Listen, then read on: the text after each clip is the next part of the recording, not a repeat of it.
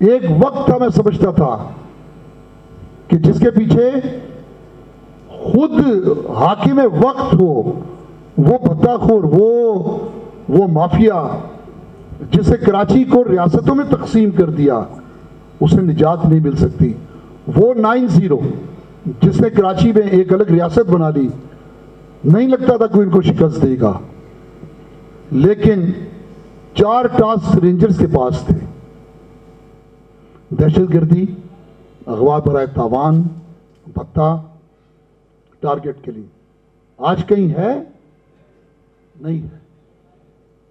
سلام کیجئے فوج کو کہ ان سیاسی ظلم و جدل کو پھر وہ آتے ہیں۔ ہمیں برا لگتا ہے کہ جمہوریت کش ہیں، جمہوریت کو سبوتاژ کرتے ہیں، برے لگتے ہیں، لیکن جب سیاستدان ہماری جان کو آتے ہیں، پھر دیکھیے کراچی کو مستقل بدامنی کا شکار کرنے کے لیے ایک وفاقی فورس تھی۔ آج اکثر لوگ سوال کرتے ہیں، میں شاید یہاں بھی ایسے لوگ ہوں جن کے ذہنوں میں اس قسم کی کوئی الجھن ہو تو میں وہ دور کر دوں کہ لوگ کہتے تھے کہ رینجرز تو 2008 سے پہلے بھی تھی، 2008 میں بھی تھی، پھر کیا وجہ 2013 میں رینجرز نے کمال کر دکھایا؟ 8 اور 13 کے بیچ میں رینجرز تھی۔ رینجرز وفاق کا ادارہ ہے، رینجرز کو اختیارات چاہیے، اور اس کو وفاق نے اختیارات دینے تھے جو واپس لیے گئے۔ رینجرز کو بت بنا کے رکھ دیا، کیونکہ صوبے میں اور وفاق میں ایک ہی پارٹی کی حکومت تھی۔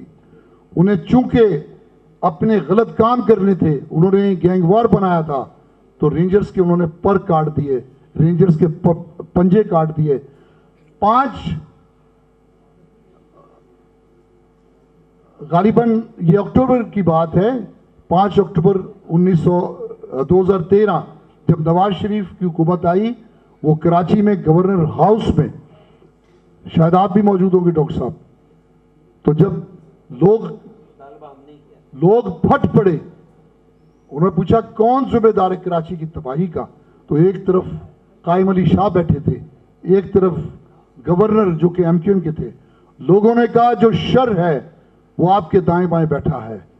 یہی وہ لوگ ہیں جنہوں نے کراچی کو ظلم و جدل کا شکار کیا ہوا ہے۔ کراچی میں انہی لوگوں نے تباہی مچائی ہے۔ اور پھر آپ نے دیکھا جب رینجرز کو اختیارات ملے، گینگ وار ختم ہو گیا۔ آج کسی کو بھتے کی پرچی آتی ہے؟ نہیں آتی۔ اب کوئی شرارتن ایسا کوئی کام کرے تو میں یہ بات کہتا ہوں کہ جو ہمارا کام ہے وہ ہم کریں۔ کراچی کو سنبھالنے والے ادارے موجود ہیں۔ جہاں کہیں بھی سیاسی جماعتیں غلط ٹریک پر آئی ہیں، انہیں فوج نے، رینجرز نے گرفت کیا ہے، انہیں روکا ہے۔ لیکن ہم کہتے ہیں یہ میرا کام ہو جاتا ہے، اس لیے اس پارٹی کو میں نے ووٹ دینا ہے۔ ہم کہتے ہیں فلاں یہ ہمارا رشتہ دار ہے، یہ ہماری قوم کا آدمی ہے، یہ میرا محسن ہے۔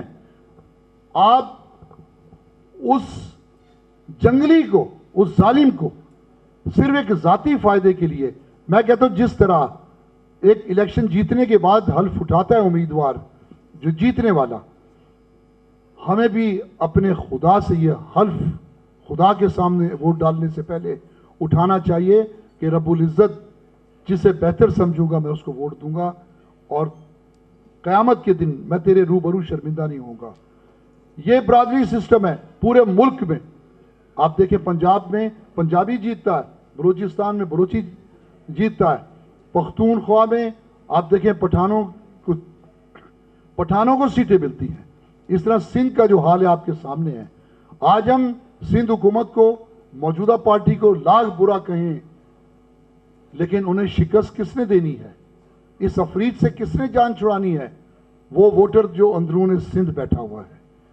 کراچی میں تو آج تک مسترد ہوتے آئے ہیں، ان کی تاریخ ہے کہ انہیں کراچی میں کبھی مینڈیٹ نہیں ملا۔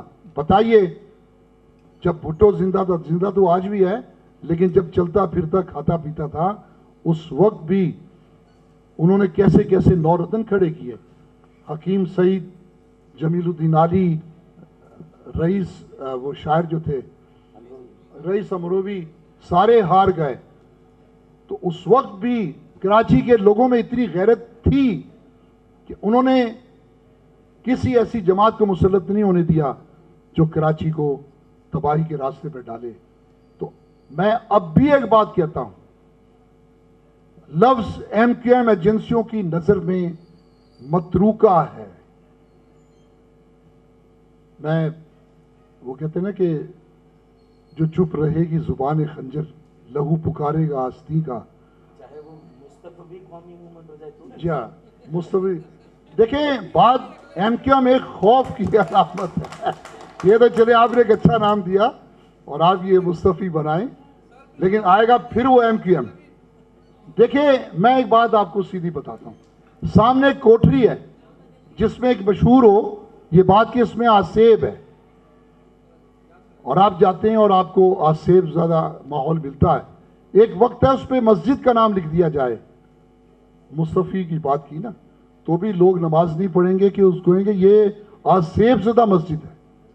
تو اس لیے یہ لفظ میں نے پہلے بھی کہا تھا, اسے عوام چاہے بھی تو اب ایجنسیاں زندہ نہیں ہونے دے گی.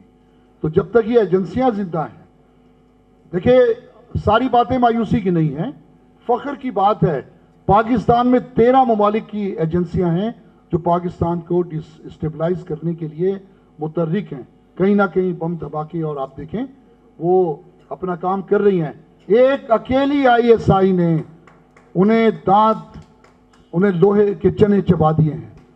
آئی ایس آئی کے لیے جتنا زیادہ میں سمجھتا ہوں میں سوشل میڈیا پہ دیکھتا ہوں ہماری فوج کے خلاف, ہماری آئی ایس آئی کے خلاف جس طرح دشمن ایک میڈیا وار میں ہمیں ملوث کرتا ہے, تو نادان دوستوں کو روکیے ان باتوں سے.